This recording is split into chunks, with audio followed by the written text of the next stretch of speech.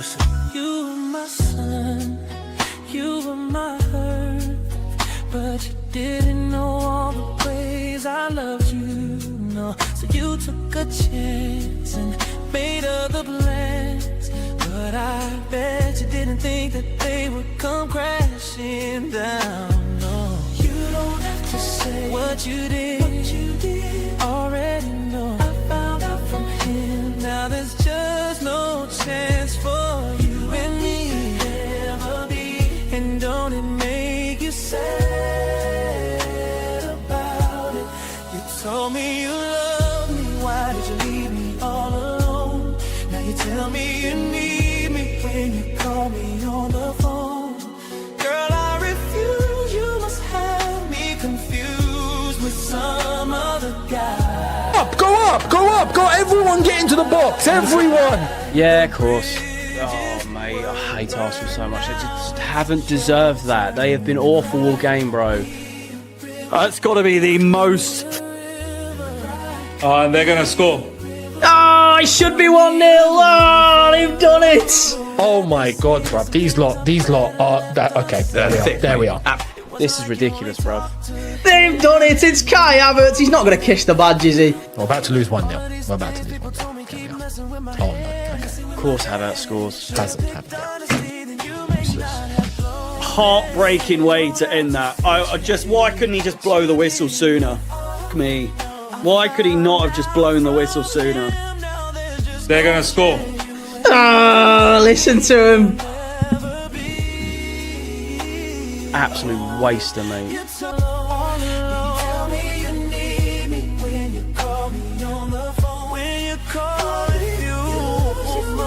Oh, 1-0. 1-0. It's been pretty dull and dreary. Maybe one of the worst semi-finals we've ever seen. Kai Havertz. They have not deserved that all game. We've been the best team on the pitch. Like, we just have been. Oh, bro. They're going to score. They're going to score. We've seen more professional scaffolding tonight.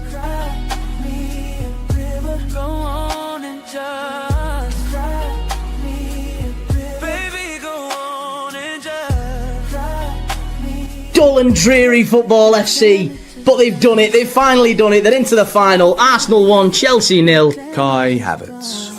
That is utter trash, Chelsea. Garbage. Well, now it's game over. Now it's game over. Garbage FC. Utter trash. Oh, you don't have to say what you did, already know. I found out from him. I found out from him. Now there's just no chance. You and me, you'll never be.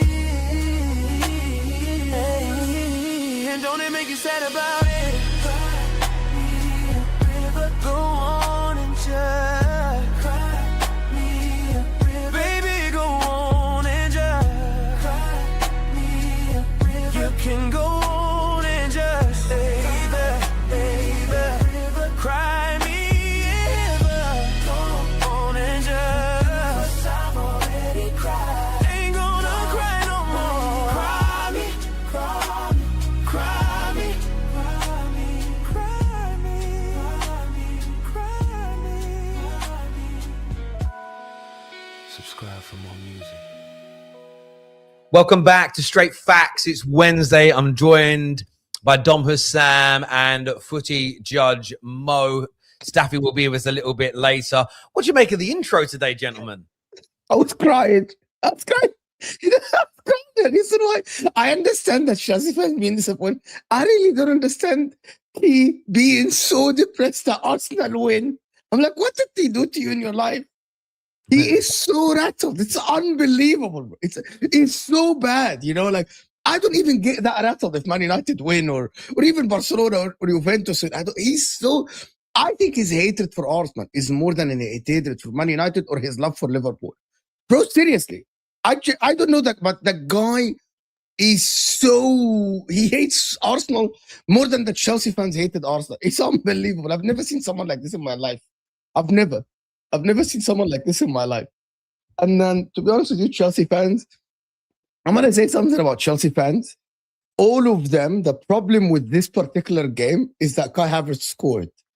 You know, it could have been like if Madueke and Kai Havertz makes it worse for Chelsea fans. And all the Chelsea fans that were like, oh my God, we are the world champions and all this stuff. Just for their manager to come in and not try. It's beautiful intro and the music is amazing. The choice of music is absolutely great. Yeah, my viewers call Key, they call him Despicable Key. Despicable Key. But yeah, he's hatred of Arsenal is maybe deeper than I've ever seen it from a fan who's not a Chelsea or Spurs supporter. It's very, very deep indeed. But viewers, look, we've got loads to go through today. Please hit the like button if you haven't done so already. But a big amount of likes already nearly 200 already. So keep hitting that like button, please. We're going to be talking Pep leaving Manchester City. We're talking Manchester United with 4 wins in a row. We're going to review what Chelsea did. Sorry, could Man United get 4 wins in a row? We're going to be talking about Chelsea's approach to the game last night and the sort of meltdown from Chelsea fans since that game, especially when it comes to attacking Arsenal. We're also going to review the game in more detail as well. Plus, look, any questions you guys have got, get your comments in. We'll always prioritize our member chats and, of course, our super chats that are so important to the Football Terrace. A big shout out. Actually, one straight away is Mo, what did Man United do to you for you to hate us? Oh, I just don't like Manchester United. I think you're an entitled fan base. I think the majority, some of the fan base actually, don't know football. They supported Manchester United because they were just winning. But I'm gonna tell you something, Kenny. You know, me hating Man United is something that is beside my football analysis, to be honest with you. And again, I think that because Man United, in my head, they're similar to Man City and Barcelona, kind of in terms of like there is a manager or a player that made this massive fan base and made the history of most of the history of the team, to be honest with you. So that's why I don't like Man United. I don't hate Man United. Like I hate is a big word. I hate Juventus. I hate Barcelona. I just dislike Man United. It's the least likable team for me in England. That's it. Or maybe because you had a guitar gel card in Cristiano and it was jealousy. There are so many things I can say about Man United. I get why people hate us. I think when you're, you know, we are everybody's biggest rival. When you're as famous as we are, is it just me or is Terry's mic not connected? No. Terry's mic in the studio has a bit of an echo. Is that the Shure mic? Yeah. It's not even an echo. He just sounds. Increase your own volume, Terry. That's it. Just increase your volume a little bit. His volume is low, by the way. Maybe that's what it is. Yeah, I'm in a different location today, so just give me a second. Just increase it just a little bit so the audience can hear you. Tell me if this is more clear. Is that better? Yeah, a little bit. Yeah. Yes. There we go. Cool. Yeah, look, when you're everybody's biggest rival, when you're the most famous club in England, and Graham Souness, I think, depicted this perfectly, even in the 70s and 80s when we were a joke in comparison to Liverpool and Arsenal and Leeds and Everton, these teams that were killing it. We were still the most famous club. The headlines were still more about us than everybody else. And he referred to us then as we were Hollywood FC. And we are the most famous club in England. We may not always be the best. There have been many periods in the last 140 years where teams have been better. We don't have the most success in every single competition, but that doesn't stop us from being the biggest. So I understand why people don't like us. You see it in our little industry. You know, Don Robbie and Mark Goldbridge, many people that don't even know them and have never met them hate them purely because of the size of their channels. So this is what always happens when you get success in life, is there's a group of people that will always hate on you for that. So I'm sort of used to it, if I'm being absolutely honest with you, but I quite like it. And big up Staffy for joining us on the show today. And look, we're going to start with a bit of Manchester United today because we're on course to make it 4 wins in 4. But Husam, I've seen in the last few days you've been very angry and annoyed about Man United's recent run of form to a point where you've almost been pulling your hair out. I mean, you asked the question at the start of the stream, why is a Liverpool fan annoyed at Arsenal? Do you need to ask me why is a Liverpool fan annoyed at Man United? Or is it self-explanatory? But there's not liking someone, but there's being kind of objective. You spoke about Fulham being robbed in their game as an example. I saw a clip of you on Mo's channel yesterday circulating where you just kind of, United fans only now are rating their attack. And you're sort of there's not liking us, but then there is an element of being completely like non-objective and ignoring the reality, and claiming that Fulham should have been allowed to have scored offside goals as an example. So I just, you know, I get why it's hurting you, but it seems to be hurting you greatly that Man United won 3 games in a row. Okay, I'll make something very clear now, and I said this to KJ even on the show on Thursday, even before the Fulham game. Nothing is more annoying than a happy Man United fan, and this is something that KJ himself admitted. Like, he said it himself even on the stream. He's like, yes, we do have a loud fan base and we're annoying and blah blah blah. So the fan base being annoying does not stop me from saying stuff that I believe or don't believe in. Like, I'm not like one of these people who say I don't want Arsenal to win the league because Igal is annoying. That's not how I operate. I still give my objective analysis and reasons for every single game. The Fulham game, I've already given the statistical breakdown why I thought Fulham at least deserved a draw. I never said Fulham deserved to win. I've already given the reasons. We've already broke it down from an objective perspective why I think Fulham deserved the draw in that game. But in terms of Man United, because we're on top of us being rivals, we're top 4 rivals with each other as well, and that doesn't change the fact that I am objective. You know, I'm actually not emotional at all when it comes to anyone else except my own club. That's the only place I'm a little bit emotional. Other than that, I always substantiate my claims, and I always make claims and give reasons for them. So yeah, I think with Manchester United, it is true. The fan base has piped up over the last 3 games, and the things have been changing over the last 3 games because you won 3 games in a row. You, like the Manchester City game as an example, I said you dominated Manchester City. It wasn't just like you scored 3 goals on the counter attack or something. No, I said you were the much better side, and you deserve to win. I think you had like 3 XG compared to their 0 point something XG. So yeah, I can be objective 100% even about Manchester United, but it's rivalry is what makes football beautiful anyway. So nothing I said is crazy, by the way. Statistically, if you look at the stats from the Fulham game, it's completely objective and normal to say that Fulham deserved the draw. Nothing wrong with that at all. They had I think I'm actually going to look it up right now. Fulham had 58% possession at Old Trafford and had a higher XG. I know some of it is because of the penalty, but they had a higher XG. And, you know, they had chances and they just fucked them up. So me saying Fulham deserved the draw is not an insult. I've said that about my own club this season. Like I said, we didn't deserve to beat Spurs away from home. There are many games this season where I said, you know, we shouldn't have gotten the result and etc. I've said that. Are the Man United fans going to respond, or am I have to respond? Was I asked something? I can respond to this. I disagreed with him. This is me and him on MHF right after that. I said that I saw on the eye, and I saw that Man United could have actually they were cruising until 2-0 up, and they could have been 3-0 up, and Mbeumo had that chance before even they scored, and I disagree with him. Husam came with the stats, and I disagreed. I said some of the stats are skewed because of the penalty, because that is a lot of XG, but I think that is 0.8 XG by itself or something, or 0.9 XG, something like this. I don't know exactly. But I thought that Man United deserved that win. And also I praised Man United at the end for being composed. Actually, even at 2-2, I believe that Man United will go and grab the winner. And Cisco by himself hit the post, which it doesn't count as a shot on target. And Cisco had another one chance, easy one that he hits out. So Cisco could have had a goal even before he scored his goal. That's why I think that Man United should have won the game, and deservedly. I think that Man United, and I named Man United that game scintillating because I was enjoying what I was watching between Kobe Mainoo, Bruno, Casemiro. You can watch with their goals. Generally, I thought that Man United looked very good. And I thought the rotation between Casemiro and Kobe Mainoo was very good, between who drops deep.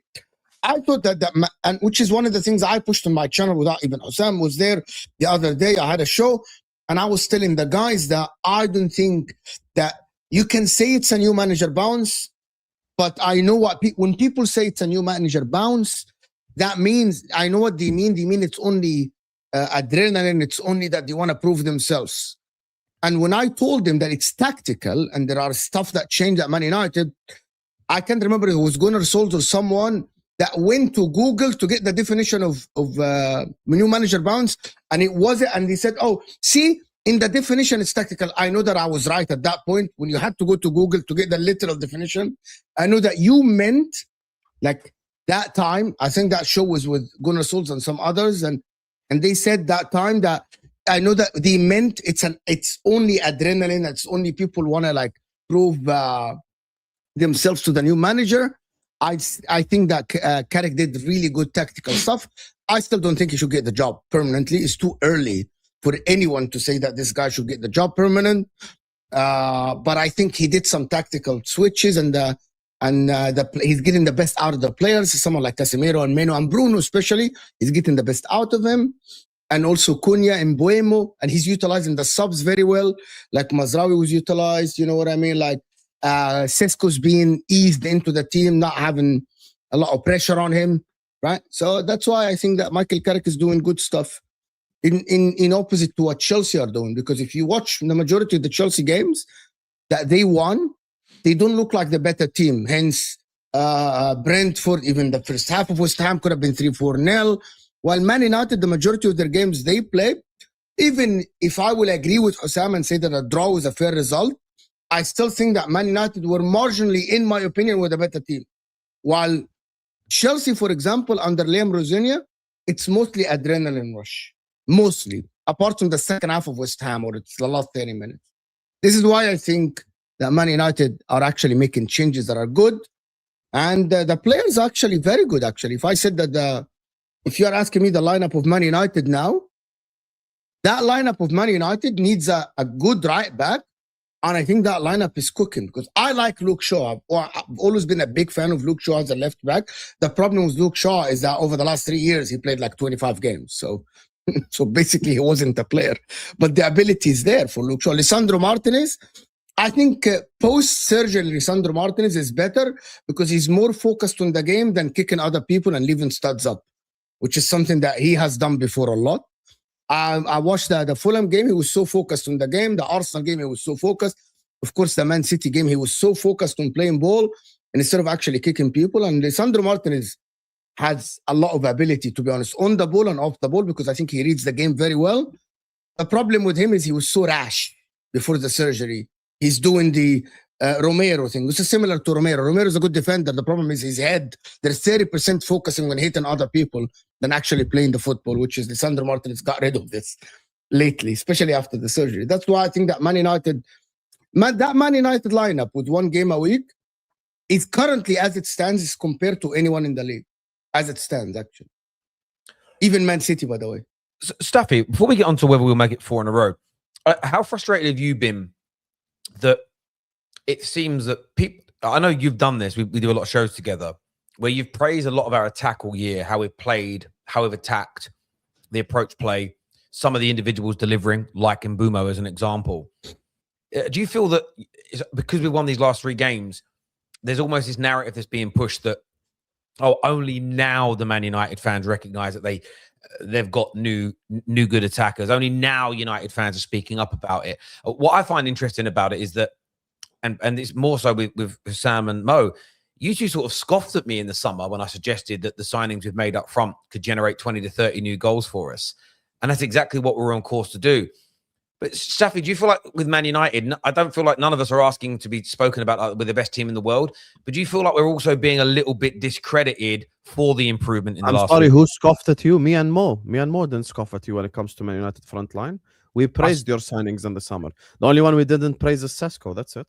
I'm pretty sure, not the signings overall, but I think when I sat here and said that I think that these guys will help us score 20 to 30 more goals. That. We rate him If it wasn't Terry, you're wrong, Terry, because I released a video and said that Man United attack is one of the best in the league. So in fairness, sorry, Staff. I'll just say, if it wasn't you two, I hold my hands up and apologize. Sesko's the only one we didn't rate. Okay, let me finish. If it wasn't you two, then I hold my hands up and apologize. But certainly on a number of the shows I do, the audience and most of the panelists scoffed and laughed at the idea that we could score 20 to 30 more goals this year. Sorry, back to you, Staffy. No, that did happen. And in fairness, you're actually mixing it up because it was me and KJ that actually checked you on that. So we did tell you that. But in fairness, we got to add the context to this. I think it's more of me and KJ thinking that you thought we're going to straight up just swap players and put them in this Amorim system and we're going to score 30 to 40 more goals. And that's why we told you we're a little bit crazy for that. In fairness, though, you are right. And we were also right because we just didn't think that would happen under Amorim. We still thought we needed a better coach who coaches a better attacking game to actually get the best out of some of these players. And we've seen over the last 3 games, we scored what? 2 against City, 3 against Fulham, and 3 against Arsenal.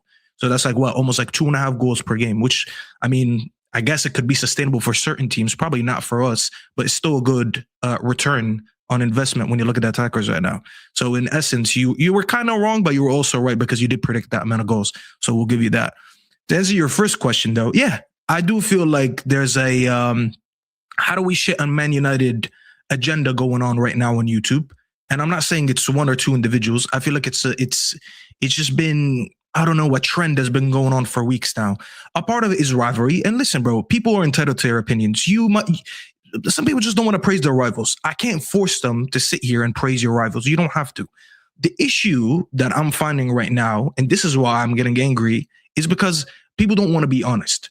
If someone comes on a show and says, hey, United have been playing well, let me praise what I've been seeing over the last 3, 4, 5 games. Because, by the way, we haven't lost a game in the league in all of January, which doesn't get spoken about enough, and that just shows you we're not even seeking validation. If anyone else went on an undefeated streak for a whole month, we'd be saying, oh, look how good Arsenal are. Look how good City are. Look how good Liverpool are. It just feels like there's a thing when United fans want to come here and praise their teams, their team. First thing they get called is Giddy FC. What does Giddy FC mean?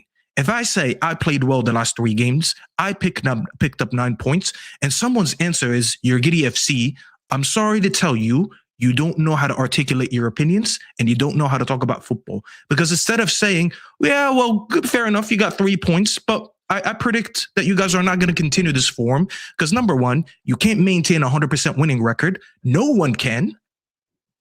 Quite literally, no one can ever win 100% of their games. And then you could start finding some flaws. You're like, oh, you know what? Maybe the midfield is going to fall off because of, I don't know, of an injury or someone being too old. Oh, the back line is not the strongest. You know, maybe the front line is firing, but the back line looks a little bit shaky. Conceded 4 goals in the last 2 games. These are all conversations that I actually don't have an issue with people saying. The issue is that we get shat on because we have been shit for so long that the minute people want to be objective and they actually want to hear proper analysis on their teams, no one wants to provide that. There are people that come here and sit in the chat and they're like, oh, United won a game today. Let me go on the stream today and hear what people say. And they're going to run into someone like Gunnar Solskjaer the other day on your channel, or what's his name? Liverpool Ram. And they're like, oh, Giddy FC, bounce back, who cares? Bounce back, who cares? What analysis is on this? The thumbnail yesterday? Why would I put them on the thumbnail if I wasn't reacting to them?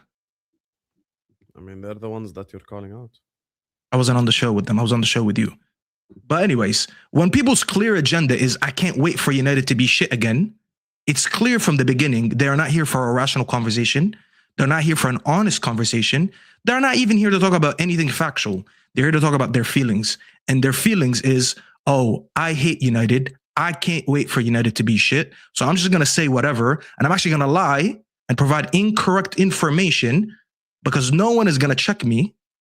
And I'm just going to call myself right. But when someone checks me and actually reacts to me and exposes all the incorrect information I put out, maybe I'm going to be rattled about it. But yeah, that's how I feel about the whole situation. I mean, no one is rattled about anything you said yesterday. I'm really not rattled at all because nothing that you said is factual. Everything that you said is opinion-based. Numbers are facts. Our opinions based on the numbers are our opinions. And me stating stuff like possession, stating stuff like chances created, and bringing up other things is not my opinion and it's not me being emotional. If anything, you've been emotional about it for the last 24 hours. I don't know if it's people in the comment section or something. It has nothing to do with me. I substantiated my claims and I made my opinion. Also, me saying United have the 3rd best attack in the league is not me shitting on Man United. You know, like me putting... You said United, I can't wait for United to be shit again. We all know they're going to be shit. You're changing the conversation. It's quite literally the same convo. You're moving the goalpost. It has nothing. You said I can't wait for United to be shit again. Being objective about Man United, I can be objective about Man United because I said they deserve to beat Manchester City comprehensively. Me saying that a team that had more XG and more possession than you at Old Trafford deserves to get a draw is not emotional, because, as you pointed out yesterday, stats has nothing to do with your feelings. So Fulham statistically have higher XG and more possession. Therefore, they deserve to get a draw, at least at Old Trafford. And against Arsenal, I praise the way that you defended, and I praise the way that you attacked, and I praise Man United all day. Me putting United's attack in 3rd place instead of 2nd place is not me being emotional, is not me shitting on Manchester United. And 2 other people on the panel agreed with me, an Arsenal fan and a Chelsea fan. And those Arsenal and Chelsea fans have no emotions attached to your club or to my club. So it's okay. I think it has nothing to do with emotions. It's an objective. When you provide incorrect stats to prove that your front line is better, then you're gonna get called out. It's not an opinion. It's a lie. When you sit here and you lie and you say no one has more goals as a left winger than Gakpo, and you quite literally got proven that there's players that had more goals from him in the left wing, you are lying. You said no. You said the left wing market is shit. Who are the left wingers that scored more goals? When Mo told you Semenyo, you said, but we're not talking about City. When we said Trossard has the same amount of goals, and because Mo's question, I didn't interrupt you. Can you let me finish? He started this whole debate. He said barring Manchester City, so we're excluding. So I'm not gaslighting. I just explained that. Just if you just let me talk and don't interrupt. I just said you told him, but we're not talking about City. Let me finish. I didn't interrupt you. When we were talking about left wingers, and you said, but bar Semenyo because we're not talking about City, we told you Trossard has been clearly better this season than Gakpo, and he doesn't even play as many minutes, and he has the same amount of goals as him in the league. And when I said Cunha has more goals than him, directly from the United front line that you tried to say they're second best to Liverpool, I told you, well, that's a lie. He has more goals. You lied about the tally of goals that Liverpool have to make it close to United's. United have more goals. You said the difference was 3 goals when it was 5. You were talking about Havertz as a part of your attack because Mo is naming as a 10. But then when Mo mentioned Bruno Fernandes, you tried to disclaim him. You tried to remove him because he has the most assists in the league. He has the 3rd highest GNA, actually the 2nd highest GNA in the league, on tied with Igor, only behind Haaland. When I sat there and I named that there's 3 of the 4 attackers that have more goals than the Liverpool front line, at this point it doesn't become opinionated. It becomes factual. People don't care for feelings, and I'm going to say this again: your feelings and your preferences, it's up to you. I'm not going to tell people how to feel. But when we're going to try to discredit who's people, better, Salah or Hazard? I'm not doing this stupid debate over, but if you say Hazard, Salah has more goals. Again, it has nothing to do with preference. If you prefer goals, has nothing to do with your feelings. Again, interrupted. Why do you put Hazard above Salah? Interrupted. Again, let me finish. I can interrupt. It's fine. Let me finish, and you get to debate me back. Has nothing to do with Hazard and Salah. If my preference is to watch someone like Hazard, but also admit that Salah has a better legacy than him because of his GNA, that's fine. But if you like goals and you don't care about, eye test, you can go for Salah over Hazard. That's fine. Again, these are preferences. I don't care about preferences. I can't tell you to prefer my front line. My issue is when people try to lie about this Manchester United team right now. When 3 of the 4 attackers on Manchester United's team have more GNA than the Liverpool players, and we're going to sit here and say United are crap, Liverpool is still better, you are lying, and you're going to get called out. And I'm not saying just you. People don't want to give credit where credit is due. I sat on this platform for years, and I've praised rivals. When Liverpool won the league last season, I hopped on the match reaction. And Terry, you remember that because you were hosting that. I hopped on the Liverpool match reaction. I was the only non-Liverpool fan. And guess what I said? I said, you know what? Congrats, Liverpool. It took you a while, but you finally got your 20th. And probably you should have gotten it years ago if it wasn't for Pep. I give honesty, whether people like my opinion or not, you don't have to like it. The thing is, when people want to lie about teams, I come here and tell you, this team is this team is that, let's give them praise. But when I want it back for my team, people want to call us Giddy FC. And then you wonder why we're frustrated. Because no one wants to tell the truth. You guys want us to sit here and shit on our team, even when we're winning, which is why as soon as I left on that stream, you and the Arsenal fans said, well, I can't wait for this manager bounce to end because we all know United are going to be shit again. So when I accused you of debating with your feelings, rather than rationale and the truth, you got exposed the minute I left the stream. And you only said that the minute I left the stream. That statement. Yes, you said that as soon as I left the stream. You said that before I made that statement. No, I said So you were can't being use that emotional. You said I don't statement debate with as emotions. And the minute I left, you exposed your real emotions. Yeah, but it has That's nothing to it. do with emotions. You need to understand something. Emotional debate is one thing. Me speaking about possession and chances created, also one thing that you need to understand. So why did you lie about Liverpool stats? One thing you need to understand is Why did you lie about Liverpool stats? Just answer that. Me and Mo, and this applies to There's both no of us. answer. Okay. When we give out a stat and it turns out to be false, we don't lie about the stat. Maybe we misread. Mo has been more honest than you. I don't have a problem with Mo. Maybe we misjudge. No, Mo will tell you this about me. He works with me every day. I never bring up a stat on purpose to lie. I don't even like Cody Gakpo. So you're acting like I'm praising a player that I like. I just said Cody Gakpo outside, because we were saying outside Manchester City, just to clarify to everyone in the chat. The debate was who has the second best striker in strike force like in the league after Manchester City. So we already put Man City number 1. We were debating who's 2, 3, 4, and 5. So that was the debate that we were having. So how's the front line with the second most goals, not the second best? Please explain. Cody Gakpo. Okay, that's fine. That's your opinion. Me saying it's not an opinion. It's a fact. I just told you again. It's a fact. If factually someone is the second best attack in the league, how can I say they're not the second best? If Arsenal have the best defense in the league, how can I say they're not the best defense in the league? Now let me answer the 300 questions you just asked. So number 1, I didn't ask 300 questions. So now, number 1, the first question when it comes to the stats thing, I don't lie about stats. I probably misread something, or I didn't read something properly, or I didn't take something into account. Like maybe I just didn't read the stat properly about the left wingers. I read online that he was the highest scoring left winger in the league. So I didn't double check the fact. So for that, I take it back.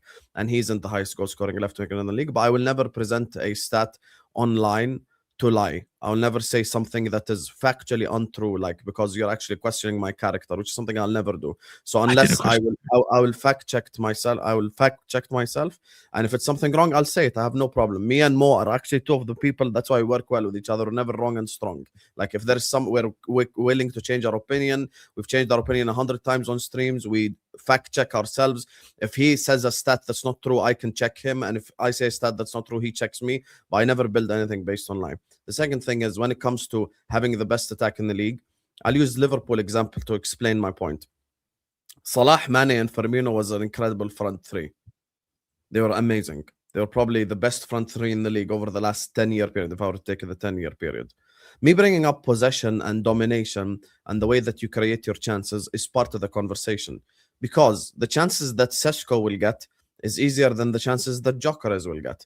The chances that Joao Pedro will get, as an example, will be easier than the chances that an Ekitike will get, because teams don't respect certain teams the same way that they respect other teams, because certain teams play different styles to other teams, because certain teams are more likely to score goals on the counter-attack. Now, I'll use an example from my own club so you're not emotional about it. Mane, Salah, Firmino. The season where they scored the most goals was 17-18. Now, if I were to use your logic, numbers are facts. Numbers are facts. And that's it. People would. Are they facts or no? Are they facts or no? Just answer that. 17, 18. Bro, I'm not gonna listen to like another 5-minute monologue. Are stats true or no? Are they factual or no? You're being pedantic. I never argued. Are they being factual or no? Just answer. Just answer. Just it's a simple yes or no. I never said stats are not true. Anyway. So just say yes or no. I never said stats. Say yes or no. I never are said stats factual. Stats are what? I never said stats are not factual. So they're factual. Yeah. Okay. When did I deny that? So before you take me into this whole fucking dilemma of me explaining the stats and but let me give my example first. Yeah, we're doing another monologue. The Liverpool front line scored the most goals between them in 17-18. That 17-18 season was the first year of Salah, Mane, and Firmino with each other. That front 3 that season, because people did not respect Liverpool Football Club, had spaces to run into, had counter-attacking opportunities, were capable of scoring a lot of goals just simply by gegenpressing. Salah spoke about it in the 18-19 season, the year after, when he was interviewed, and he said that it's a different test because now teams are coming to Anfield respecting that Liverpool front 3, so it made it more difficult to score goals. So, and the final point that I'll make is this. It's a very simple point. When I'm ranking the Man United attack third in the league, I'm not disrespecting or shitting on Manchester United, and I'm not being emotional about Manchester United. Me being emotional about Manchester United is me putting Liverpool second and then going like, Arsenal are top of the league, so I'm going to put them third. And then going like, Chelsea face lower blocks than Man United, they do, so I'm going to put them fourth. That's called being emotional. Me putting United in third and Liverpool in second is actually not that deep, and you've made a complete song and dance about it for no reason whatsoever. You started this whole monologue by saying, if I get a stat incorrect, I'm going to call it out and I'm going to say I didn't do it on purpose. You've gotten so many numbers wrong, yet your opinion didn't change. And because you're so wrong and strong, instead of saying, you know what, fair enough, I didn't know that many players had met that many goals more than my attackers, I'm just going to say, you know what, fair enough. I didn't know all these stats. You know what? They're probably the second best. Instead, you want to take me in a whole fucking ride and start talking about who faces low blocks. But that wasn't my reason. Arsenal, that was your reason, not mine. You're using your reason as a reason why I should change my mind, but it's not my reason. Like my reasons are not what I feel. It's what the truth is. And then you go and you start talking about who faces low blocks. The truth from my perspective, and that's it. Oh my God. You start talking about low blocks, okay? Arsenal, can we all agree? I'm asked the panel this, Mo and Terry. Do City face low blocks? Yes. For the majority, at least. I don't mean 100%, but you'd say for the majority, correct? Yeah. Just to put that instead, the stats. There is a lot of goals that City scored this season on in transition. I know. Yes, but you'd say for the majority of games, people respect City and they sit back, correct? I was preparing this while you guys were talking because the one bit that Sam said, I didn't know whether it was true or not, but I went and looked at this season. So obviously we've all seen this graphic that shows Arsenal play against the lowest, absolutely the lowest by a long way defensive lines.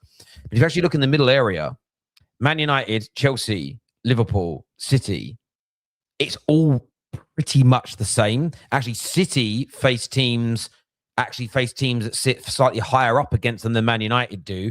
Chelsea play teams that are slightly deeper than Man United. Liverpool's, again, is slightly deeper, but they also push up a little bit higher, Liverpool, than the other two do. But there is only a marginal difference this year. If we go based on what Husam has said, there's only a marginal difference in how much, quote unquote, respect teams pay Man United versus Chelsea, City and Liverpool. That's just an objective average over the course of the season so far. So there isn't much between any of our four teams. The only one, and it's ironic really, because Arsenal's attack has been slagged off more than anybody's in the league, but it's the one that everybody pays the most respect to. The rest of us, based on that logic, means that none of us are really respected. So therefore, Arsenal's must be better than all of ours. Based on that point, right? I'm so glad you provided these stats. Just put it up on the screen, Terry. I just sent you a picture. No, not this one. I sent you another picture as well. Where did you send it? Yeah, the one that had to do with the build-up. The one that had to do with the build-up, and that your team is one of the worst at build-up. Now, let me answer this, because I was talking before Terry provided the stats, so I'm going to go back to talking again. Now, I'm glad you put up these stats, because where I was going, this actually, you made my point even easier here, Terry, because you brought up Arsenal. How come the team that faces the most low blocks in the league has significantly more goals than them? They have significantly more shots on target per them. If we're going to sit here and we're going to act victimized for Liverpool fans that they face a low block, boo-hoo, we can't score. How come Arsenal, who face the worst low block, they're ranked second in the league in shots per game, while Liverpool is ranked 9th? Liverpool are 9th in the league on shots on target per game. It means you can't even put up shots.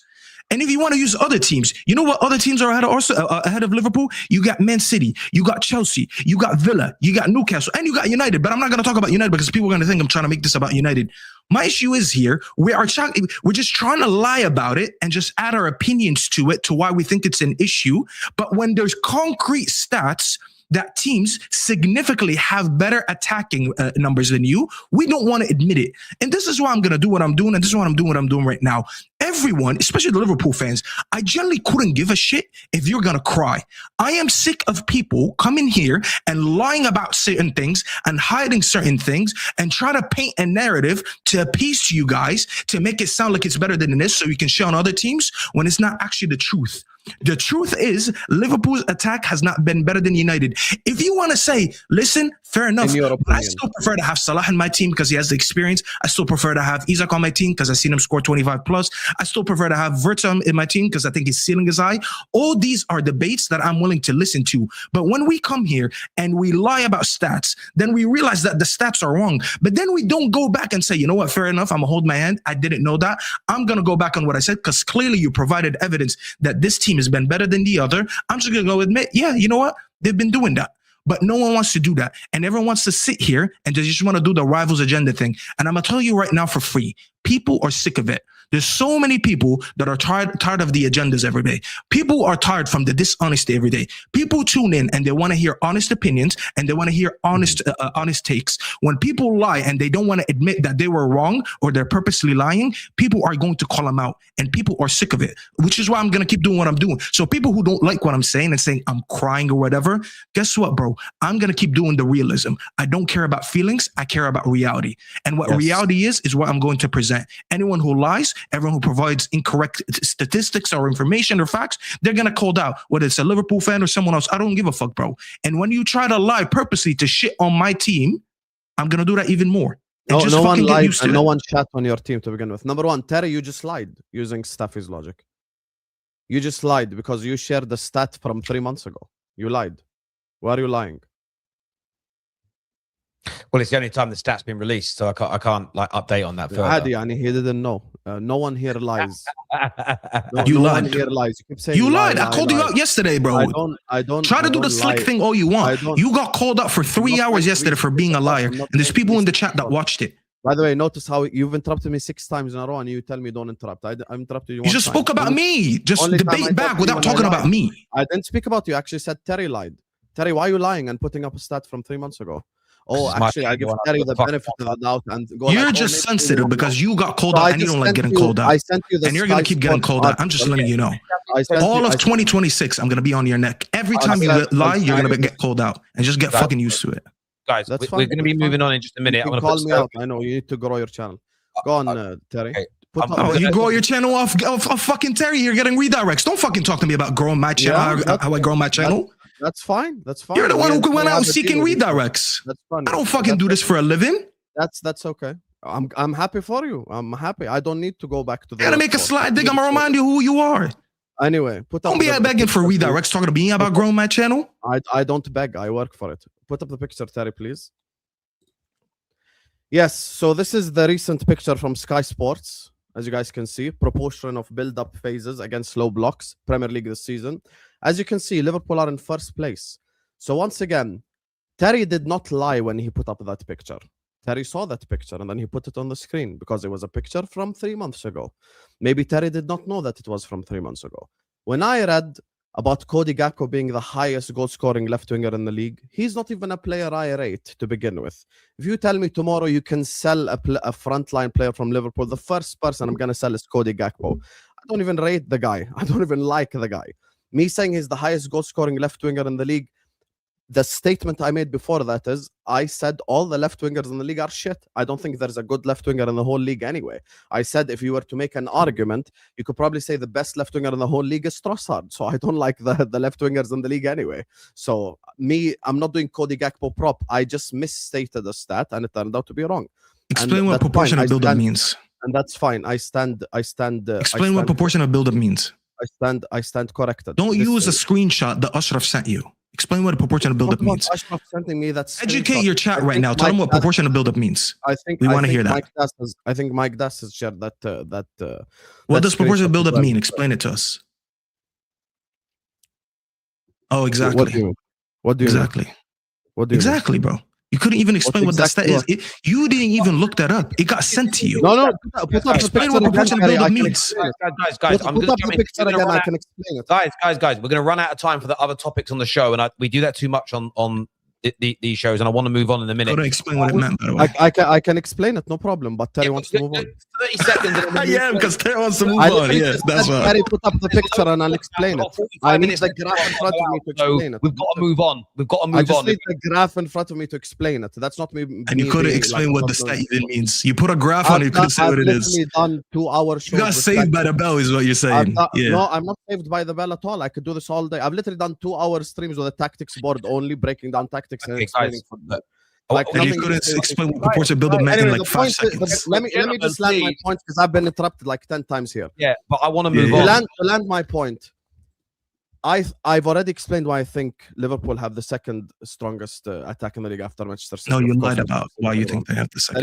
The reason why I said that is because Liverpool frontline face a tougher test every week because we come up against more low blocks every week, and it's more tougher to unlock those low blocks than Man United, who average 10% less ball possession on average than Liverpool. Liverpool have the highest average ball possession in the league, therefore showing that we keep the ball more, therefore showing that it's more difficult for us to unlock low blocks. So it's a more difficult test, meaning that Ekitike has to put in a lot more work to score a goal than a Sesko has to. Like I said, none of our 6 goals were on the counter, by the way. Another lie. The example that I said yesterday, I said if you none of United's last 6 goals were on the counter. If you couldn't explain to me why none of our goals against Arsenal were on the counter. All of them were for build-up, and one was from a counter press. I never interrupted you.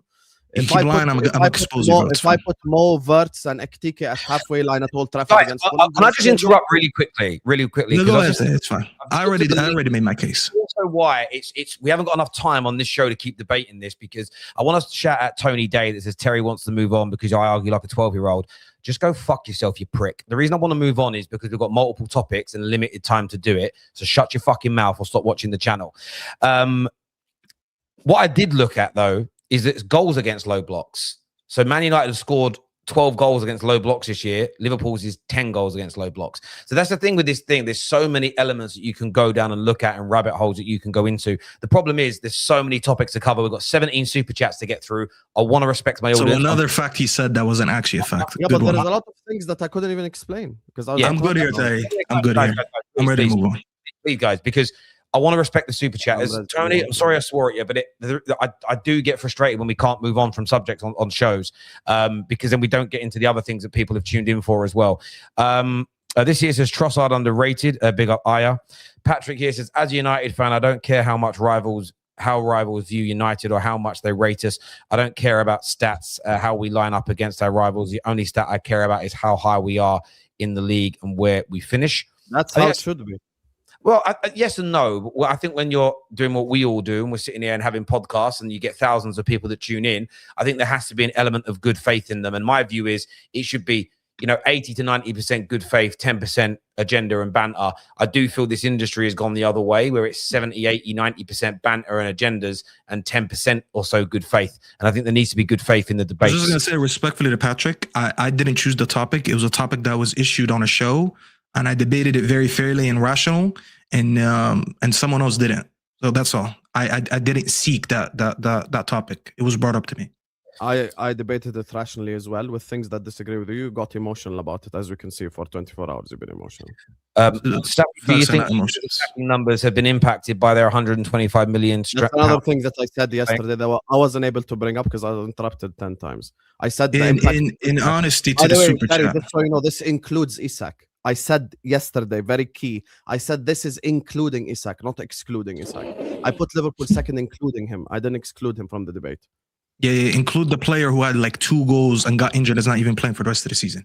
Anyways, to answer the super chat, saying is it impacting? In March, sure, be factual, not emotional. I checked it yesterday, March 20. Factually, he had like 2 goals. A month after February. Factually, he was playing bad. Anyways, to answer the super chat, do I think it impacts? I mean, of course. I mean, he wasn't even performing well, and I was watching Liverpool fans actually speak about him, saying how bad of a signing it's been. Now, whether they think he was going to turn it around or not, that's up to them to think that way. I mean, that's very opinionated. But we're not going to sit here and pretend that Isak wasn't in conversations of being a flop so far when he wasn't performing, and everyone was saying Ekitike was performing much better than him, and he's just getting benched based on merit because they think Isak is just the bigger signing, so he should play. We praised Ekitike all season. Can we honestly sit here and say that Isak would have had more goals than Ekitike with the performance he's been having? I don't think so. I wanted Isak to start game in, game out. Okay. That's fine, that's your opinion. Best straight facts of the week. Love the debate. Thank you, Michael. I appreciate that. United face far less low blocks, so have more space. Well, that got debunked, didn't it? Emotional to say, Seb. That got debunked, didn't it? Yeah, but that isn't true. If you look at the numbers, even when you look at the new stats that have come through that Husam put out, if you look at Man United's numbers, it's exactly the same as Spurs, Man City, and Everton, but it's only a percentage or two below all the other teams. We're not talking about some teams it's 26% and other teams it's 10. You're talking a difference of 3 to 4% of their attacks difference. So this is my issue with that argument. It's we're not going up here. You're talking about 2 or 3% difference. That 2 or 3% is marginal, in my personal opinion. If we're being honest, there's a 10% difference in average possession. Right. Where is that possession? Up the pitch, in the middle of the park, the back line. Where is it? We also, yeah, I mean, possession plays a part, but yeah, it's definitely part of it. Yeah, but sometimes teams want you to have the possession so they can counter against you. So us not having the ball, things work in every direction. Staffy, what's wrong with you today? What's up with the aggressiveness? We are here to hear what your. We're not here for your feelings, Staffy. You have to stop. Unlike you, Chike, I don't come here and just talk about my feelings. My feelings are irrelevant to what the reality is. I'm here to discuss what the reality is and what the truth is. And if people don't like it, that's fine. I've not once here talked about what I feel. I talked about what is actually going on. And when I presented stats don't represent my feeling. If you want to discuss with people who talk about feelings and not the reality, sure, go ahead. These are the same people who keep telling you Arteta's been shit for 6 years. Liverpool have been shit. They only won one league in like 30 years. United always won the league because they bought the referees. These are all stupid, irrelevant topics. I'm here to talk about the reality is, bro. And I'm going to do it with my team and every other team. It's that simple. This here says, I've noticed Aaron with the woman's voice, the Arteta hater, has gone quiet lately. Watch him pop back up the moment we hit a rough patch. Who's Aaron? Oh, Aaron with the woman's voice. He ain't got a high-pitched voice, personally, but thank you for the super chat. Thank you, Aya, for encouraging everyone to hit the like button today. Please get that done. This, for Arsenal fans, is prime Arsene Wenger. Sorry. If prime Arsene Wenger had this current Arsenal team, 25-26, where do you believe Arsenal would finish in all the trophies? Well, it depends who they're against. So this is the problem with those kind of analogies. There's not enough information. So are they up against the Man United team in 99? Are they up against the Man United team in 08? Are they up against the Chelsea City Centurions? Are they up against Jose's Chelsea? Because that changes the dynamics. If they're up against Man United 2013 team, they probably win the league, right? If they're up against City's 2014 team, they probably win the league. If they're up against Leicester's team in 2016, they probably win the league. So I think you have to factor in who they're playing against and who the managers of those clubs are. Because like Fergie's best teams would have, there's no clear evidence they'd be ahead of them. Pep's best teams, Jurgen Klopp's 1920 team, it'd be a fucking good race. Do you know what I mean? So they'd be in the title race, definitely. I hope Liam Rosenior and Bluco is at Chelsea forever. Come on, you gooners. We'll get onto that in a little bit. 30 minutes of Staffy crying and begging for validation. Big up, Yok. No. With due respect, you're exactly the people that I talked about that just argue emotions and not realism. He's a Chelsea. It's okay.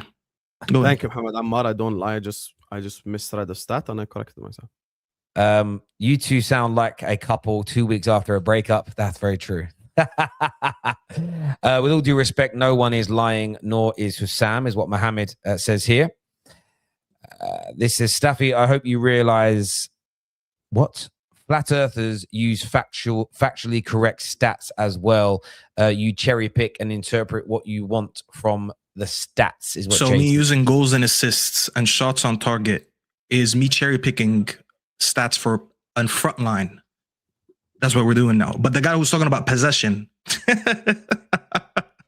Yeah, let's move on, bro. Possession is definitely part of the test that comes. Yeah, it's more of a frontline stat than if you have higher possession, that means you're more likely to come against low blocks, which we showed in the graph.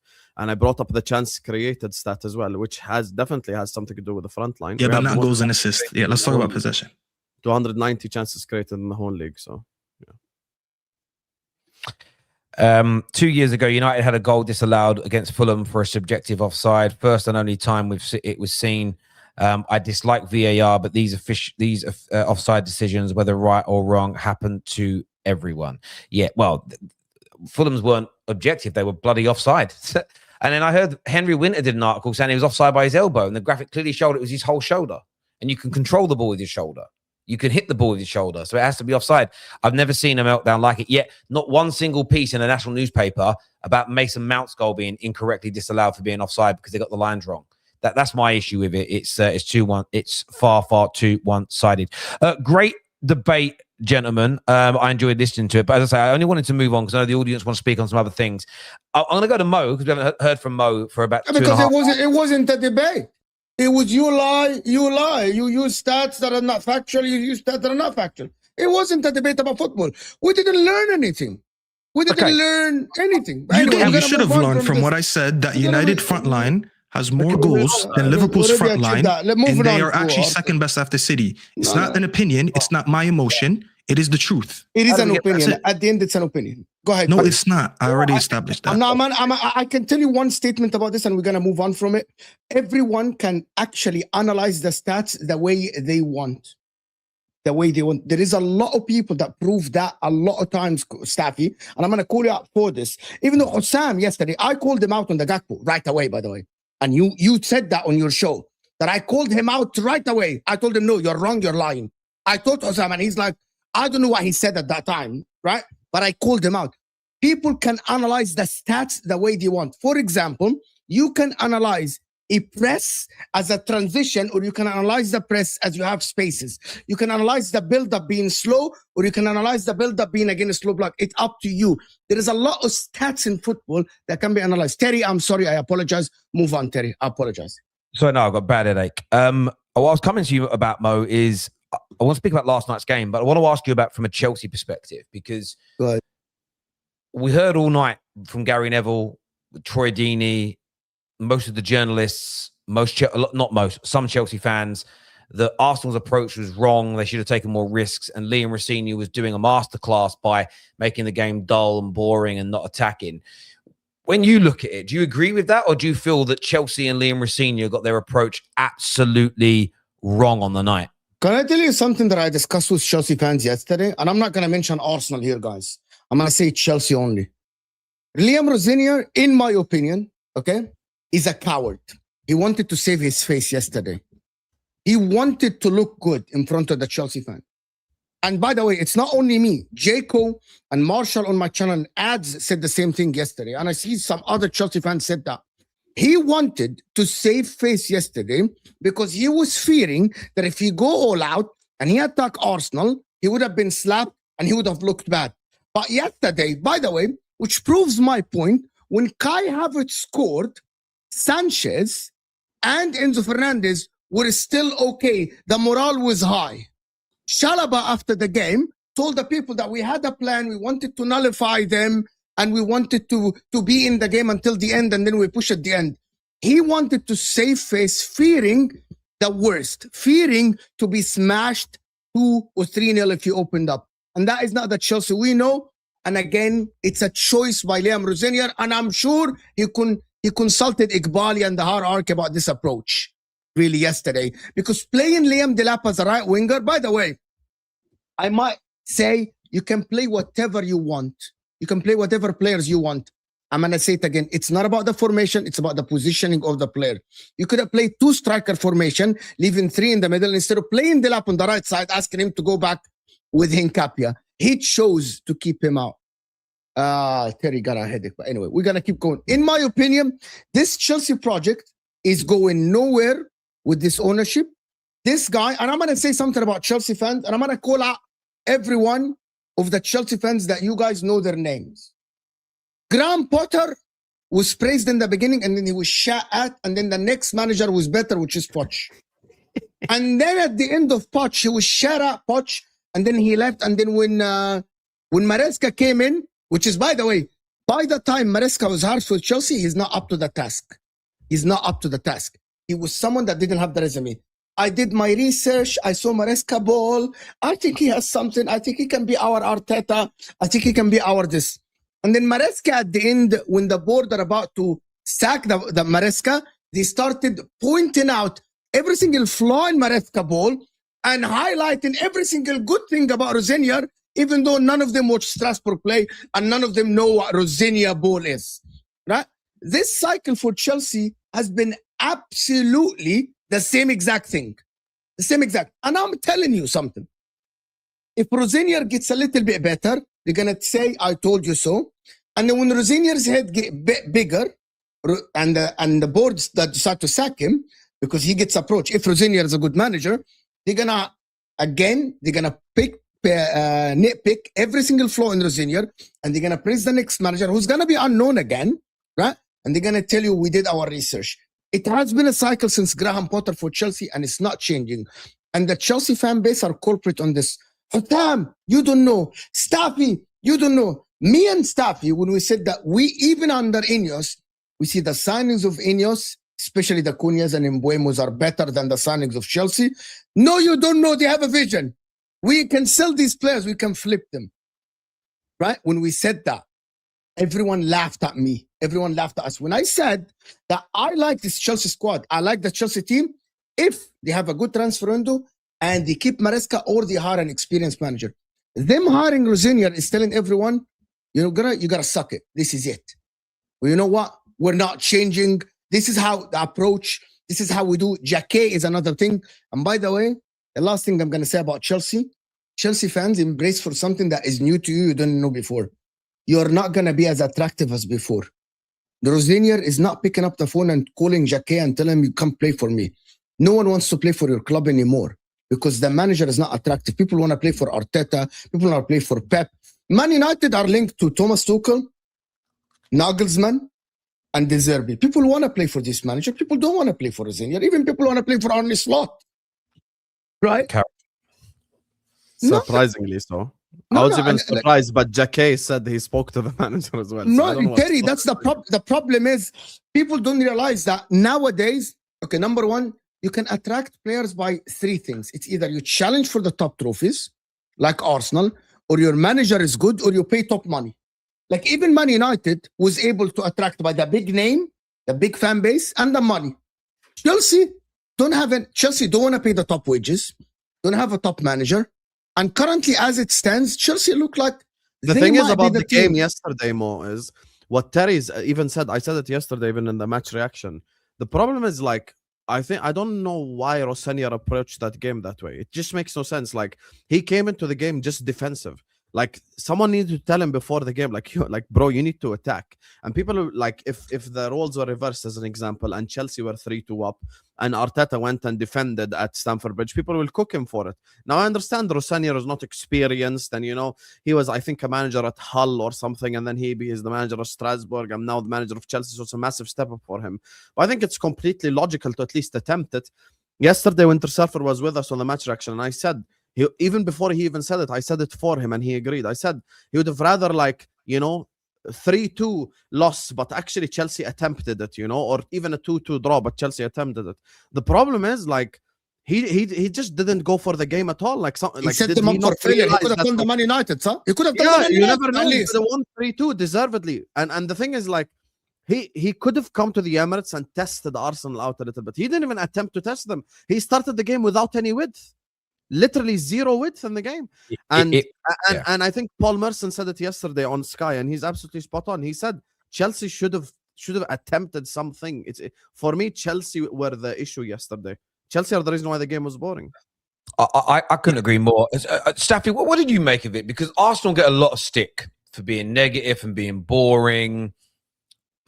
Did you imagine the game? You and I have kind of built up this game with Don over the last few weeks, and Don built it up, and Don gaslit me. This is why I thought Chelsea were going to go into that game and be bang. It was, we're not going to be scared. We're going to attack.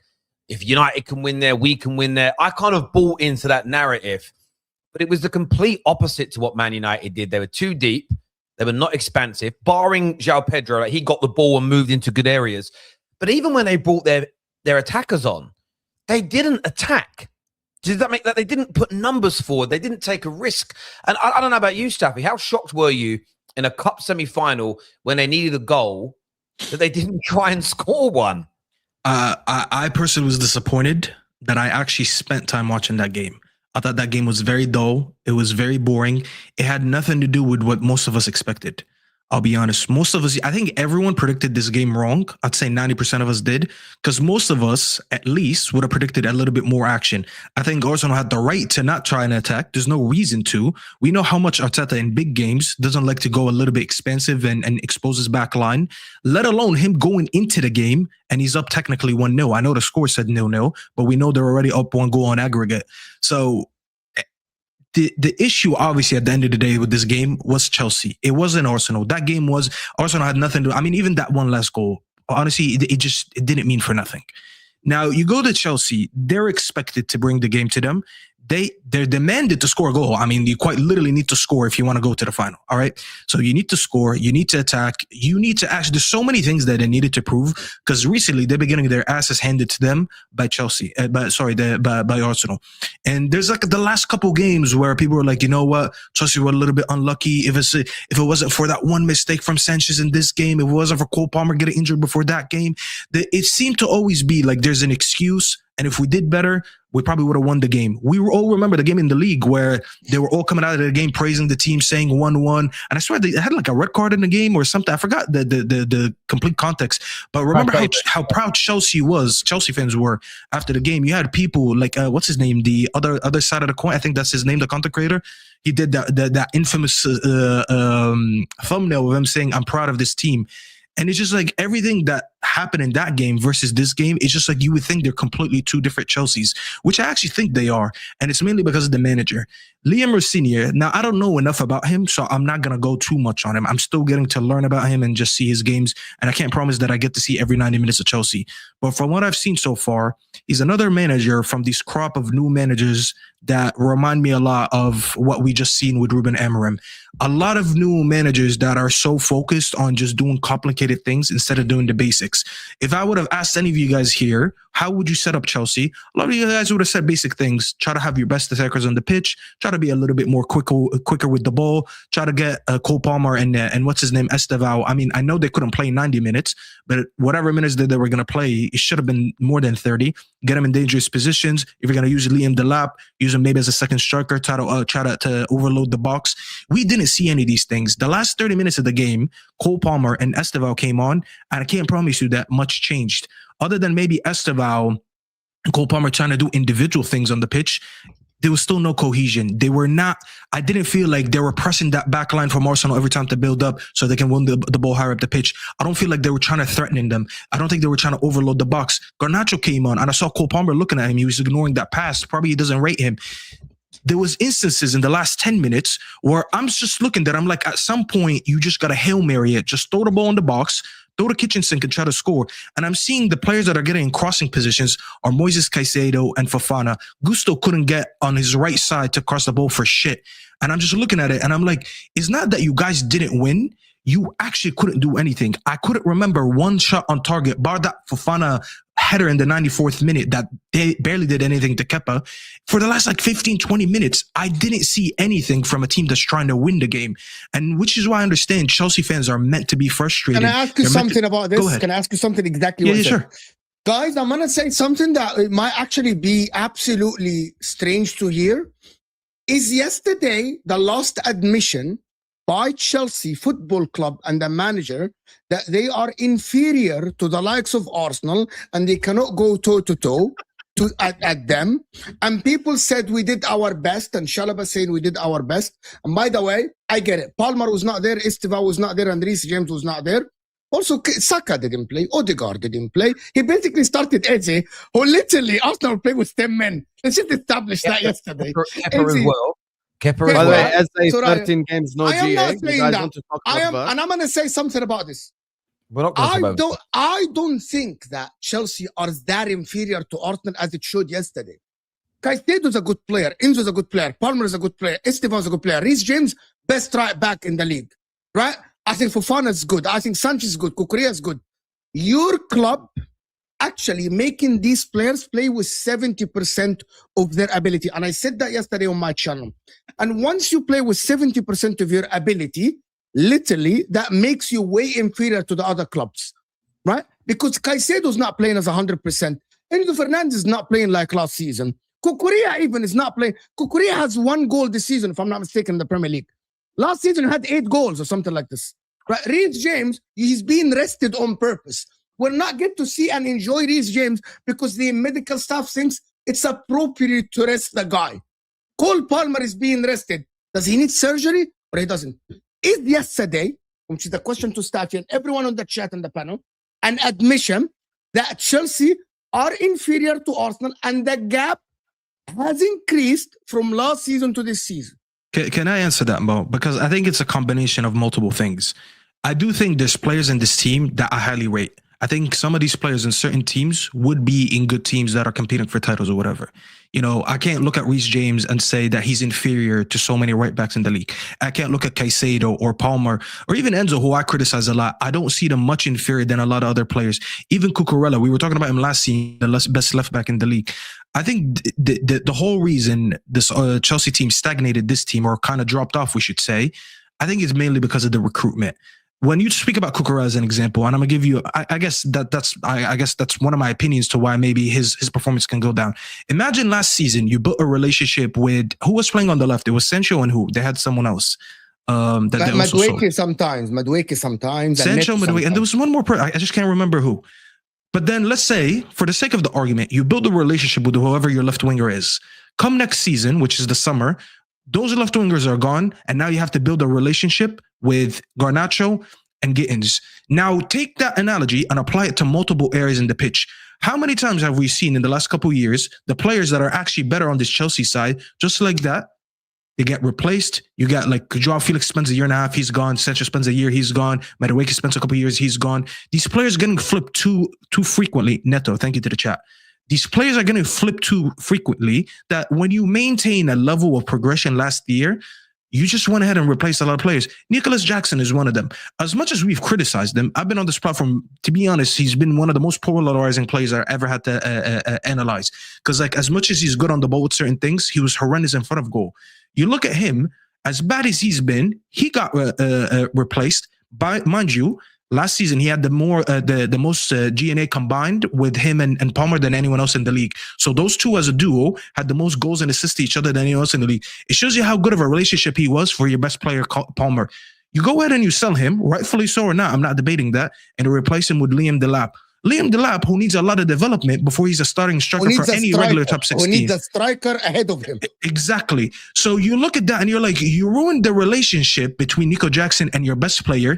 People are now surprised while Cole Palmer, obviously the injury is a big reason, but he hasn't maintained that relationship or replaced that relationship with anyone else.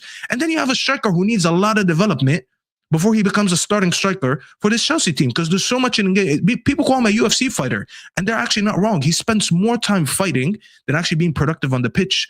At some point, all these changes start impacting the better players on the pitch, which is why I'm not surprised if Reece James, Caicedo, Enzo, Palmer, even David Sanchez, I think he's been good this season. He might have been the player in the season. These guys get impacted by all the chopping and changing that goes around. And on top of all that, Liam Rosenior, who probably, can we just all agree he shouldn't even be in this job? This job is too complicated for him. He's completely disqualified for the job, in my opinion. Do you know what I want to say on this? I want to start by saying, of course, there are some brilliant Chelsea players in this squad, and I rate them. I know Palmer's in a bad period, and Chelsea fans are calling him out, but I still think there's a great talent. Caicedo, Reece James, Esteval, a brilliant young player. I think Cucurella is an excellent player. But the one thing I will say, the inferior comment, you're right, Mo. They are inferior right now, and that may not be the word that Chelsea fans want to hear, but it's the truth. But equally, for me, and I'm going to do my best to police this on my own channel, for at least the next 2 seasons, the debate on who's better, Arsenal or Chelsea's done. There needs to be a significant shift in league positions, major trophies being won, and dominance for the conversation to even start happening again. I don't, the next time they play, which will be, they've got another league game this year. I think they have. I just don't want to entertain before their next league game at the Emirates, oh, there's 9 Chelsea players that get in the starting 11, or the squad's better, or the project's better, or which team's ahead of who. it's so clear which of the two, forget teams, because everyone wants to like narrow these things down to little bits, because you can always, you know, if we look at it, we might find an element of football that, you know, Wes Brown was probably a better tackler than Maradona. He ain't a fucking better footballer, is he? But we do that sometimes with our clubs. As a club, which is what we should be judged on, right now, Arsenal are so far ahead of Chelsea. I agree. Isn't terrible. Where they are in the league, where they are in the Champions League, they just knocked them out of a tournament. The last 5 Chelsea managers in a row have not beaten Arsenal. The bit for me is I think we cannot be having the conversation with the two teams together in terms of who's ahead of who's better, who's superior. Even if Chelsea beat them 2-1 in the next game, you're not better overall. Again, I remember winning Premier Leagues at Man United, being the best team in Europe, but getting beat by Southampton. And I'm not comparing it to Southampton, I'm just making a point. For me, the conversation for the next 2 seasons, at least the rest of this one and next season, it's just not a debate anymore. Arsenal as a club overall right now are clear of Chelsea. That's a tiring bit for me, because I feel a lot of the discourse around yesterday's game was saturated in this 18-month, 2-year debate of which squad, which team, which group of players, which midfielder is better. And there was a lack of objectivity, and it was all shrouded in, not even in the clubs and the teams. It was, oh, I really hope my opinion comes true. I really hope my opinion comes out, or I'm going to get cooked. And I actually think it's distracting away from talking about Chelsea in isolation and talking about Arsenal in isolation, rather than it's always a comparison. And it's just for me, it's become jarring and tiring. So yeah, and I'm glad you said that about the combined 11 thing, because that's something that I said yesterday as well. I mean, when it comes to like holding fans accountable, like Staffy is literally here to hold me accountable for a stat I got wrong by mistake. The problem with Chelsea fans is no one is holding them accountable. No and you one didn't apologize for it. No one is holding. Yeah, me 1 goal. No one is holding Chelsea accountable for fans for anything. The amount of blasphemous shit that I've heard Chelsea fans say, yeah, I mean, forget Kante and forget the Kante take with Caicedo, forget better than Rice. Yahi, Carefree Lewis, with his name, I'm going to call him out, said Caicedo is on the table with Pedri. Wallah, he said he's on the table with, Uqsim Billah, he said he's on the table with Pedri. But why is it people are coming here and saying, Arsenal fans are so annoying, oh my God. United fans are so annoying. Liverpool fans are so annoying. Blah, blah, blah. Why don't we hold Chelsea fans to the shit that they say? Because what Terry just said is true. If I were to stop a Chelsea fan before the game and go like make a combined 11, he would find a way to get 5 or 6. Can I provide a narrative? Can I provide a narrative? 1 second there. I want to provide a narrative. And yesterday, by the way, again, another game. What I say about Enzo, for me, it's literally not agenda based. It's my opinion because of the eye test. Whenever Enzo plays well, Chelsea plays well. Even yesterday, he picked up 2 pockets of space twice outside the penalty box. Yes, his shot was shit, but he picked up those pockets. He's a better passer than Caicedo. He's better on the ball. He's better technically. My problem is, like yesterday before Rice scored the goal, go and watch. I counted. I think Caicedo had like 3 crossing or 2 crossing attempts towards the end, and both of his crosses just hit the Arsenal first player. This is, by the way, it's completely on Caicedo. He literally, like, the first Arsenal player in front of him, he hit him. And then Declan Rice down the other side with his No, left but you have an agenda. Compare him to Enzo, not Declan Rice. Yes, it was into space. Don't say that.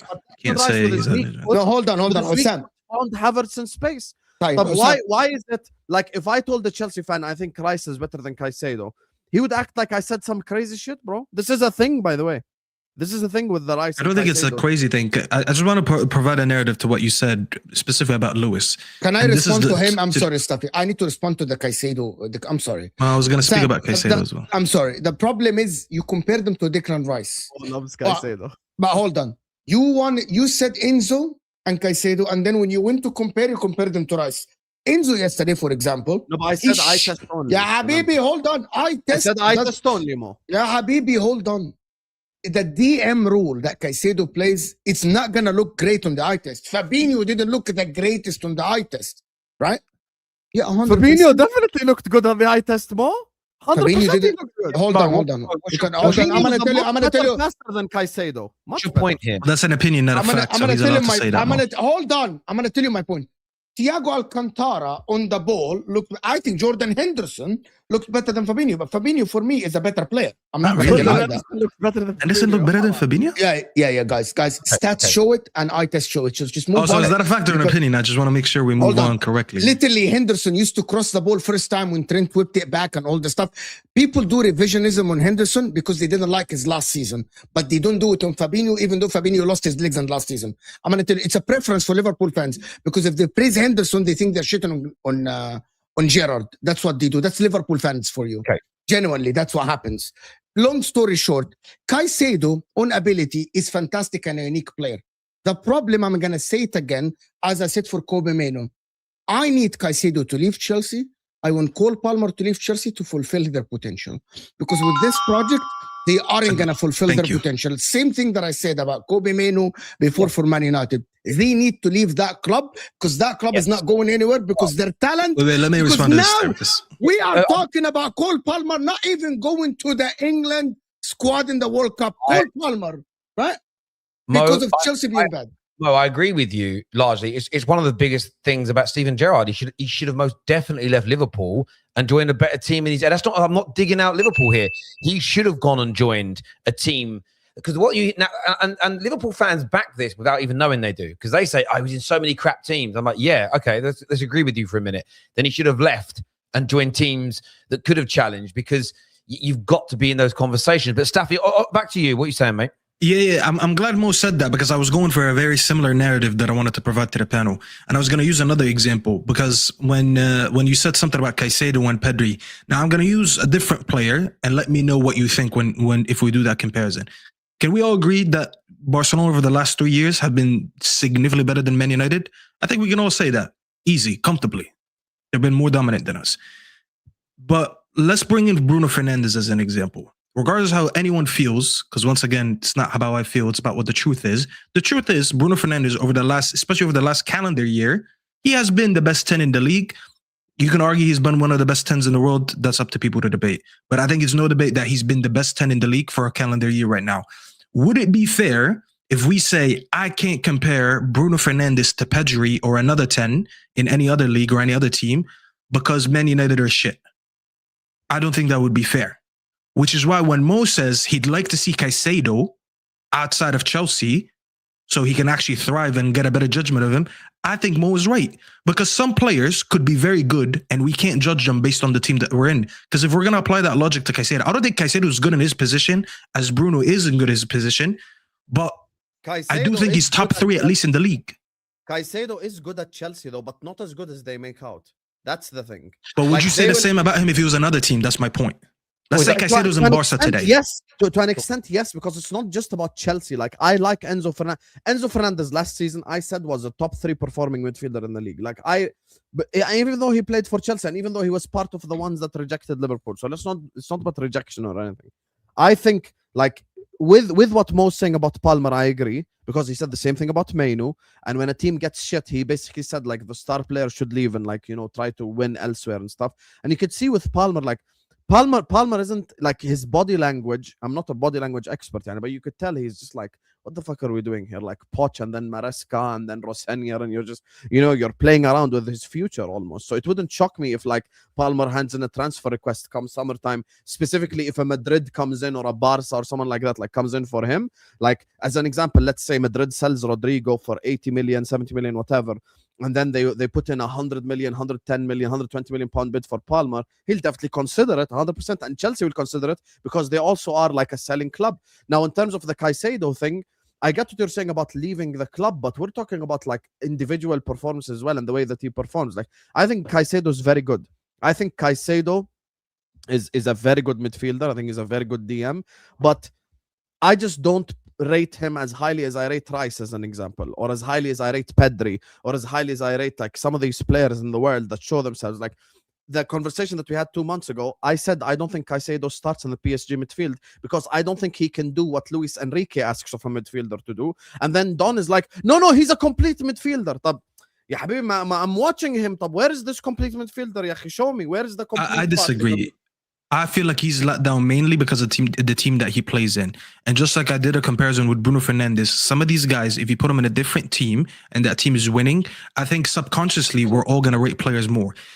I think it's a subconscious thing with fans. When someone is good on a losing team, we tend to not rate them as much as they probably deserve it. Equally, if they go to a better team and they end up proving it, we all get surprised. But that doesn't apply though. I'm not telling anyone to rate Caicedo higher than Rice, by the way. If that's your opinion, that's fine. I'm just saying, if Caicedo wasn't on a team that's constantly not performing this well, I think we'd have a different conversation about him. But I rate Saka higher than Foden. Saka never won the league. There are. But Saka's been on a winning team for like 3 years now. They're finishing second every year. Foden is one Hang on, stuff. guys, hang on. But there's an element. But there's an element. Fuck eye test. That's for morons. Honestly, the eye test is just a dickhead's way. Oh, eye test. Is that an opinion? Technique is an eye test, though. He said that's a fact. You can't substantiate technique. Can I just finish talking, please? When I say it's people, what I'm talking about is, of course, you can aesthetically like how someone looks, right? That's your choice. When I see most people using that analogy now is when they don't want to listen to the objective truth. So when someone says my striker's is a better finisher than yours, well, why is he only scoring with 10% of his shots versus my guy with 32%? Nah, eye test, bruv. Fuck your eye test. He's not better at finishing when he ain't converting those chances. So that's what I mean by people just use it as a like. What I notice about eye test merchants is they all use stats. When they want to, when the stat proves their players better, they only want to use eye test when all the stats prove them wrong. That's my issue with them in debates. I get where you're coming from. If he was in a team that was winning, would there be less criticism on him?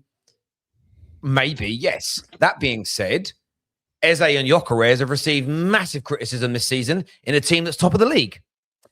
Jack Grealish got a lot of criticism in a team that won a treble because he wasn't doing enough week in, week out as an example. If I go back to 1999, Jasper Blomqvist was getting pelters all year for not being good enough for Man United when we signed him, even though the team went on to win a treble.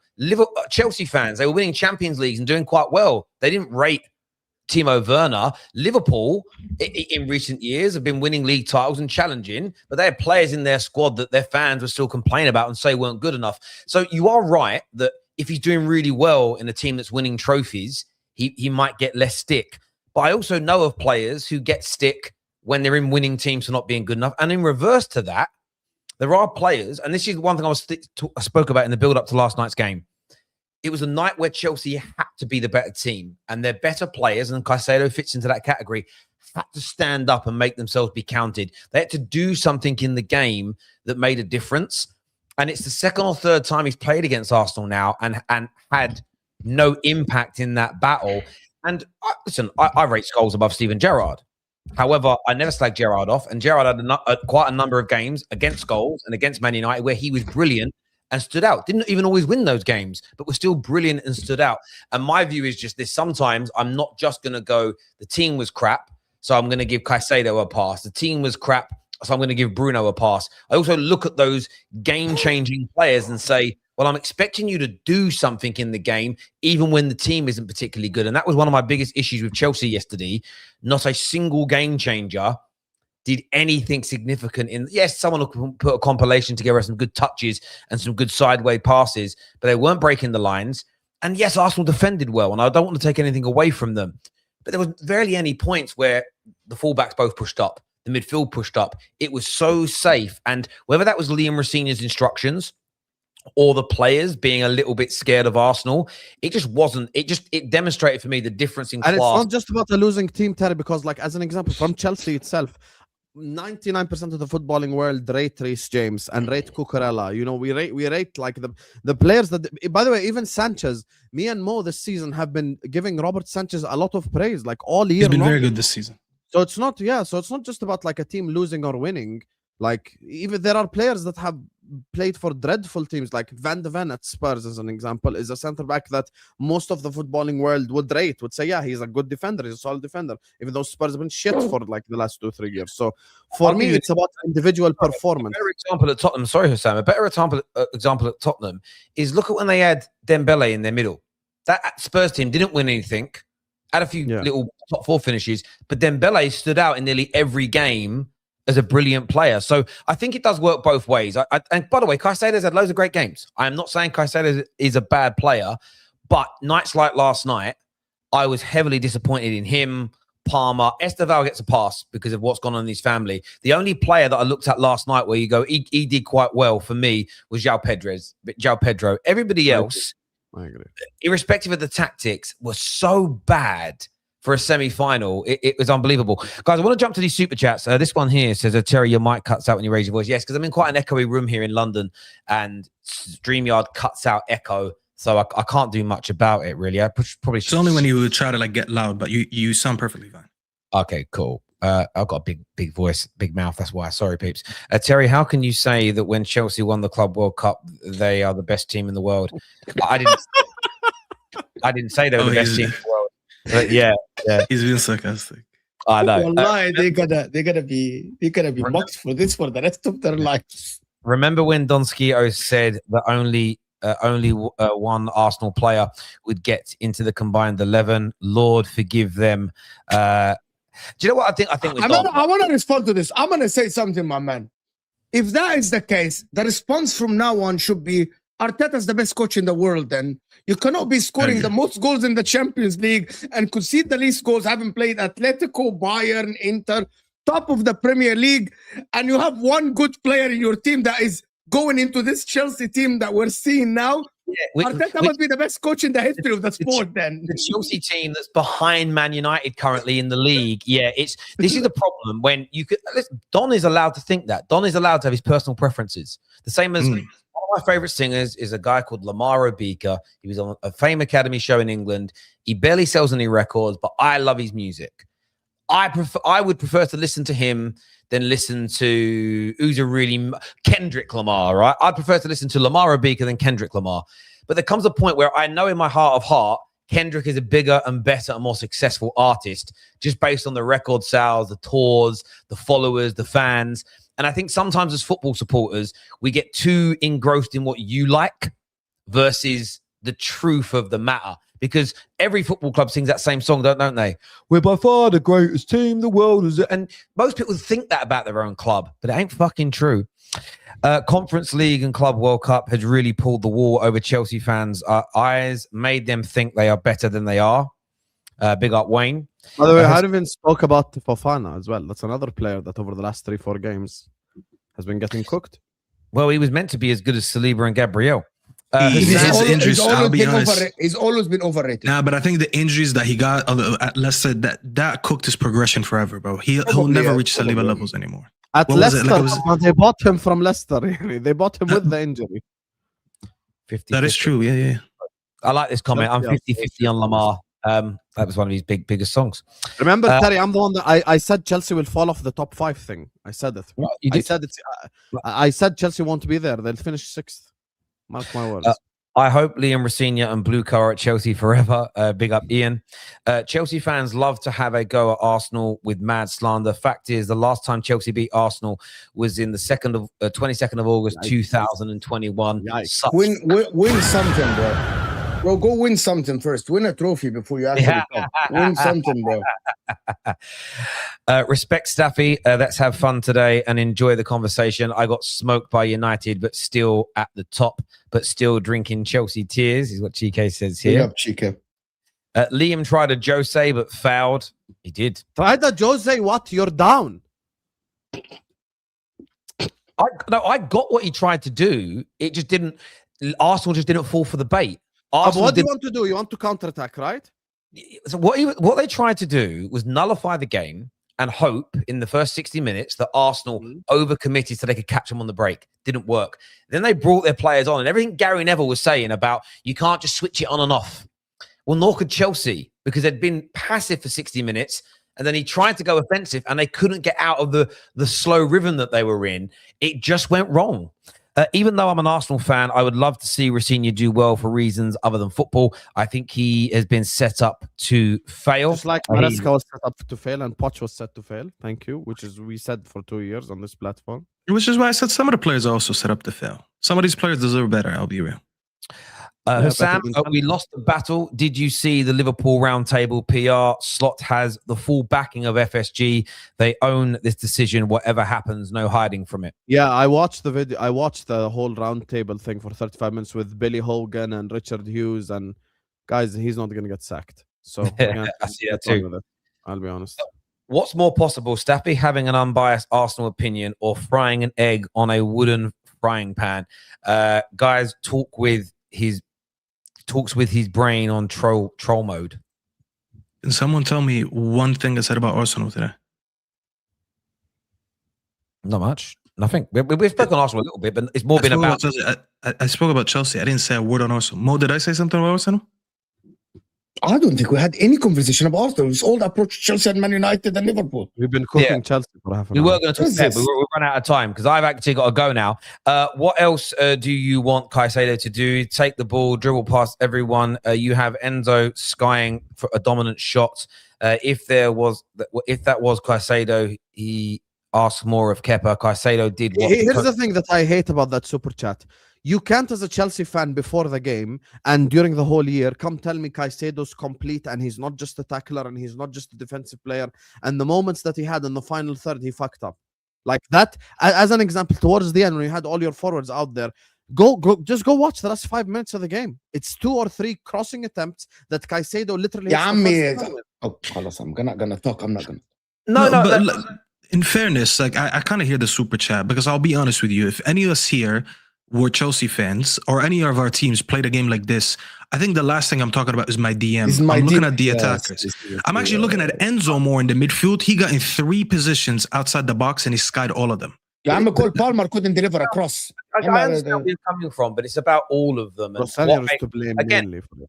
What I expected from a player who Chelsea fans have told me, like, even though he plays deep, cuts the lines consistently, can cut through lines and break through lines with his passing, then I expect to see him opening up the teams by breaking through those lines with passes. And he didn't do that last night. So I do expect that element from a player who's meant to have that talent, because I don't believe he's just a shin kicker that breaks up play. I believe he is meant to get on the ball, break the lines with his passing. He can drive with the ball at his feet as well. And I wanted to see more of that from him in the game tonight. But again, he just sat in the hole. And maybe that was the instructions. That's fair. You know, maybe that's fair that was the instructions and there was nothing he could do about it. Enzo had an advanced position and absolutely fouled, but he does most of the time. The closest Caicedo gets to Kante is that slip. You're such an asshole for this. Gents, look, I want to thank you all so much for coming on the show today and speaking to us. I want to thank all of our super chatters, everyone who's liked, shared, and subscribed to the show. By the way, I'm not calling him a shin kicker. I think he's more than a shin kicker, but I can't think he's more than a shin kicker and then not criticize the fact that he weren't breaking lines enough with his passing.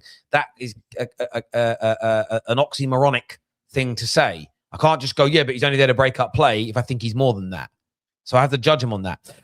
Listen, well, someone says, what the fuck, no Arsenal? Yeah, but we kind of did. But it more went to the Chelsea side. We were talking about how Arsenal are superior. And it just wasn't.